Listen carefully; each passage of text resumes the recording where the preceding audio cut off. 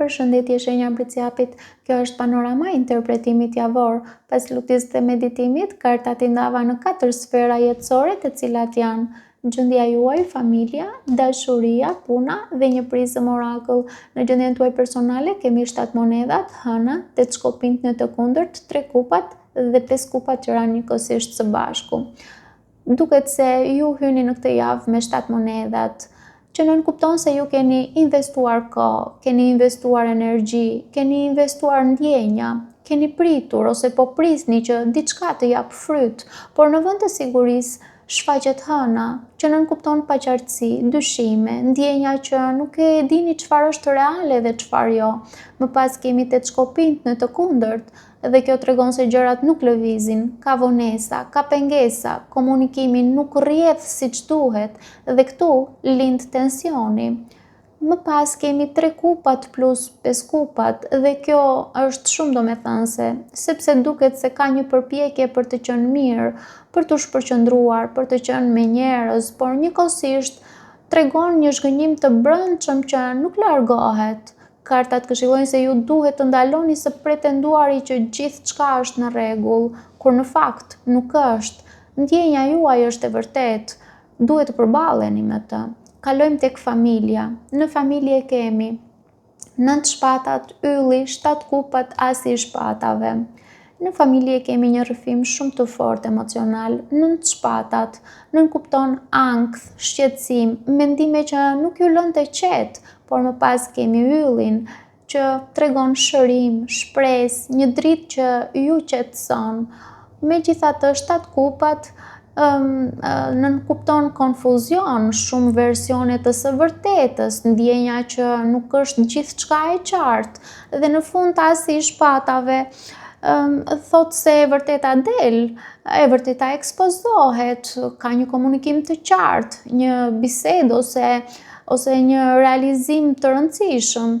Dhe këto karta këshillojnë se ju duhet të mos ushqeni mendimet e frikës. Qartësia po vjen, por duhet të pranoni të vërtetën kur të dalë, pa e zbukuruar atë. Kalojmë tek dashuria. Në dashuri kemi bota, mbretëresha e monedhave, heremiti, 6 monedat. Në dashuri kemi një histori shumë të pjekur. Bota nënkupton përfundim cikli, një fazë që mbyllet, ose një lidhje që arrin kulmin e saj. Pastaj mbretëresha e monedhave nënkupton stabilitet, kujdes, një energji të qëndrueshme dhe reale, por kur vjen heremiti, flet për tërheqje, për reflektim, nevojë për hapësirë. Dhe kjo është shumë e rëndësishme, sepse nuk është ndarje e menjëhershme kjo që nënkuptohet, është një distancë për të kuptuar më thellë. Dhe në fund me 6 monedhat vjen balanca, shkëmbim i drejtë, ose lind një pyetje nga ju, për shembull, apo jap dhe po marr në mënyrë të barabartë. Gjithsesi, kartat këshillojnë se ju duhet të shikoni realisht balancën në këtë marrëdhënie. Nëse ju jepni më shumë se ç'merrni, kjo është ajo që duhet rregulluar dhe jo të injorohet. Kalojmë tek puna. Në punë kemi djalli, perandoresha, gjykimi, 4 shkopinjt. Në punë kemi një transformim shumë të fortë. Djalli tregon varësi, lidhje të forta me një situatë, zemërim, frikë, ndjenja që nuk jeni të lirë, mund të jetë një punë që ju mban peng, një ambient i rëndë, ose një situatë që ju konsumon. Por më pas kemi perandoreshën, që flet për krijim, rritje, një mundësi për diçka më të mirë, dhe më pas gjykimi, flet për një zgjim, për një thirrje për ndryshim, për një mundësi të dytë, për një moment vendimtar, dhe në fund 4 shkopinjt e rregullon këtë me stabilitet, me një bazë të re, të fortë, të sigurt, pra një ndjenjë sigurie që ndërtohet ndryshe. Dhe kartat këshillojnë se ju duhet të dëgjoni thirrjen për ndryshim. Ajo që ju mban nuk është me patjetër ajo që ju rrit, pra ka diçka më të mirë, por duhet ta zgjidhni. Kalojmë në prizëm orakull ku kemi zemërim.